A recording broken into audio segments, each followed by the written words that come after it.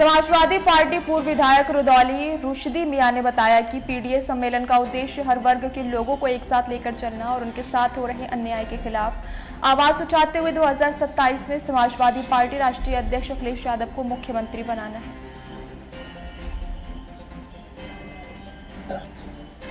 2027 का चुनाव धीरे धीरे नजदीक आ रहा है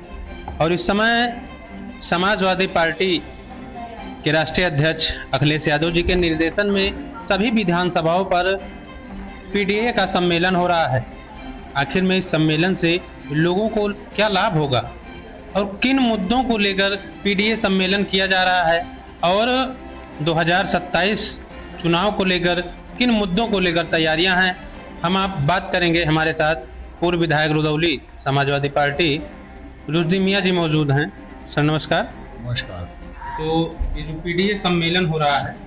इन मुद्दों को लेकर 2027 चुनाव को लेकर क्या तैयारी? जिन मुद्दों को ज़हन में रख करके महामानव बाबा साहब भीमराव अंबेडकर जी ने संविधान के गठन पर जोर दिया और भारतीय लोकतंत्र की स्थापना के समय संविधान के महत्व को और संविधान की जो मूल भावनाएं हैं जो जहन में रख करके हमारे उस दौर के नेताओं ने जो काम शुरू किया था, आज पीडीए सम्मेलन उसी संविधान की आवश्यकताओं के इर्द गिर्द मजबूती से काम कर रहा है। संविधान में ये ज़रूरी था, एक लंबी गुलामी के बाद देश आज़ाद हुआ था और देश की आज़ादी के बाद ये ज़रूरी था कि एक ऐसी व्यवस्था लागू हो कि जिससे सामाजिक समरसता बने, समाज के सभी वर्ग के और विशेषकर वो वर्ग जो सबसे ज़्यादा जिसका उत्पीड़न होता था या जो सबसे ज़्यादा निर्बल और गरीब था उसका उत्थान हो। यही मंशा थी संविधान बनाने की कि एक ऐसा कार्यक्रम तैयार होना चाहिए कि जिसमें देश में, आज़ाद देश में रहने वाला हर नागरिक, हर भारतीय ये महसूस करे कि देश की संपदा, देश की जो खजाना है वो उसके लिए भी मयसर है, उसके लिए भी मुमकिन है और उसके लिए भी है।